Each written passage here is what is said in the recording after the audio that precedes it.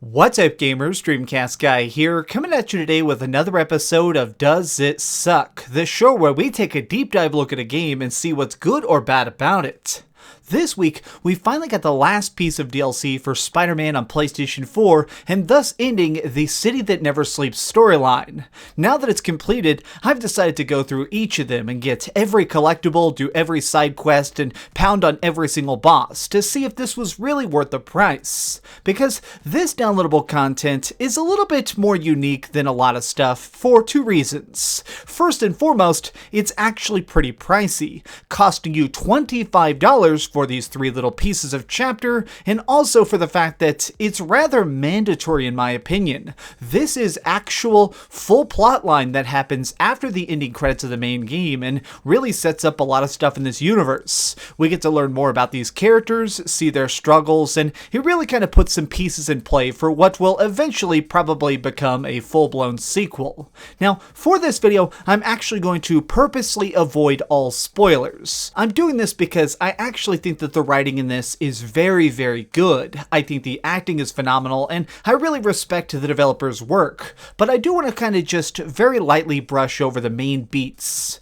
This is three separate chapters, each one having a very different focus. The first one is very primarily centered on Black Cat, the Master Thief, and her very romantic and complicated history with Peter Parker.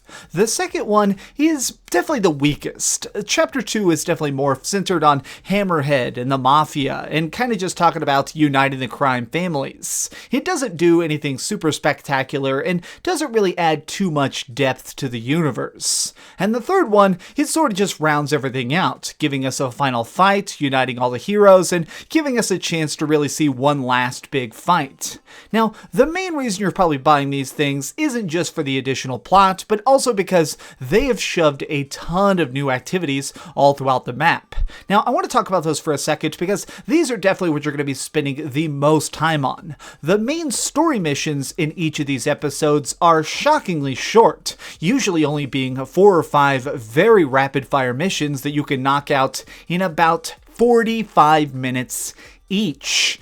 Yes, I'm not talking about each mission, I'm actually saying that you can beat the entire story for every one of these episodes in 45 minutes individually. And that's a little bit of a letdown just because obviously they're over so quick. And so it's the side activities that are really there to keep you entertained and keep you invested, that way you're not just trying to rush through it. So each of these different 3 episodes introduce something different to it. An expanded idea like capturing bases by sneaking around in a garage and trying to stealthily take people down, or doing things like doing these Screwball missions, where obviously Screwball, she's a live streaming psychopath who creates giant challenges all around the city that Spider-Man needs to try and conquer before real lives are lost. Or there's also stuff like new little elements around the city that add a lot of additional lore. All sorts of cool things like new crime scenes to investigate, or just new collectibles that give you a bigger glance at how this universe is shaping up. All of this right here is really the main appeal of it. I mean, I actually spent a couple hours on this stuff, and it really kind of just invested me more in all the living, breathing elements of New York City. This town was really, really fun and really great to save in the main storyline, but now that we have this extra stuff, it feels more appropriately like a playground. And honestly, I was just having a blast trying to get the perfect highest ranking on every single one of these challenges, even though there wasn't really a big unlockable at the end of it. I mean, in my case specifically, I am already max level. I got max level way before the DLC even came out, so it's not like I really am getting experience points or unlocking new suits other than the new cosmetic ones, which do look cool honestly, but they're not really doing anything additional for me. Perhaps the most appealing part of all these additional missions, though, is the fact that they are actually pretty dang tough. This was one of my few complaints when beating the main story, was that the game was a little bit too easy. Every single foe seemed to be dropping relatively fast, and even when they're trying to use rocket launchers and stuff, it's no match for Spider-Man.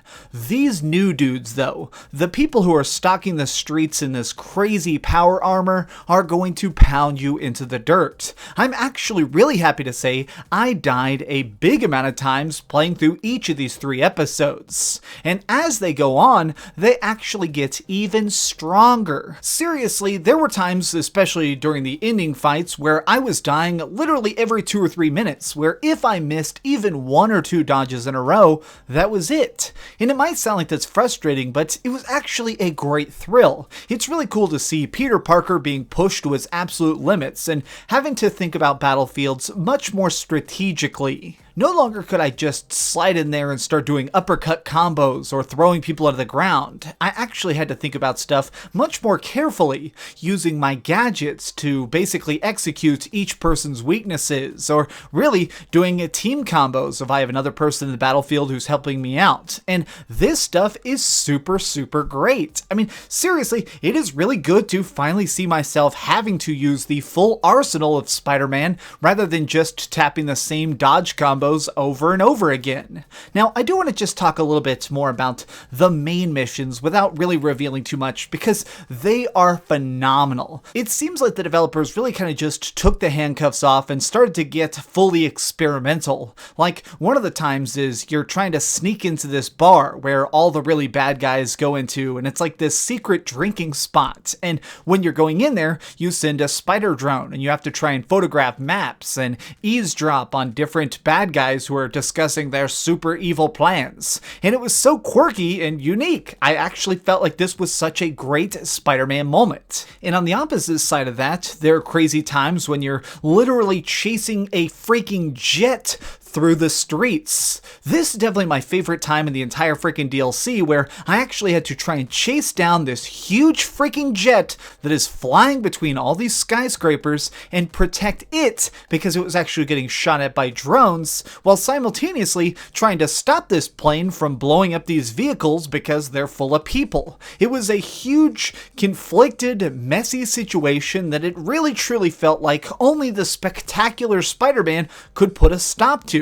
It was thrilling, it was intense, and by the end of it, I actually had to set my controller down and just take a breather because I had real adrenaline in my veins. It was so great. But the big issue with this stuff is that it does come to an end, and in my opinion, way too quickly. I beat every side quest, got every collectible, unlocked every suit in each of these 3 chapters in under 8 hours. Now, this is just disappointing, not because that's overall a quick amount of time, so much as it's the fact that you're paying $25 for 8 hours of content. It seems like it is just not quite worth that price. Maybe it's just that deep down I'm such a hardcore Spider-Man fan that I kept wanting more. It seemed like everything ended so fast. I kept just craving for one more big mission, one more big twist, one more cool piece of storyline. Like, there was a time where at one point I was actually having to creep around as Peter Parker and swing around on buildings. And that was such a freaking fantastic moment that I wanted more of it. You see, I am an ultra Spider-Man fan. Me and my friends, we even call ourselves the Spider Crew. We go to all the Spider-Man movies, we play Spider-Man stuff, we put on Spider-Man costumes. So I wanted a little bit more out of the Spider-Man DLC that would try and match, well, the greatness of Spidey himself. Or even the main story. This isn't bad, it's definitely not terrible, but if I had to give it a ranking, all 3 of the chapters, well, let's go over to the ratings board and put a big number on it. I am giving the Spider-Man PS4 DLC, The City That Never Sleeps, an 8.5 out of 10. I have a feeling that a lot of people this year are going to be trying to get Spider-Man for Christmas. So I am going to say that if you're somebody who right now is about to buy this gift for somebody, I would say try and get the deluxe edition. That way all of this is included. Because the main story of Spider-Man is great. The collectibles are fantastic. And just kind of going around New York City beating up random thugs is phenomenal. And now, the ability to try and package this all together so it feels like one 45-hour journey instead of separate chunks, that would be a very smart choice. But no matter what, if you play this, you are going to have a fun time. Thanks so much for watching, gamers. If you enjoyed this video, please give it a like, share with your friends, and subscribe if you haven't already. But do me the biggest favor of all and keep dreaming. Thanks so much for watching that video. If you want to see something else, you can always click this link to see what I put up last, or, subscribe and see what's coming up next. Also, I promise that whatever I do, it'll try not to suck.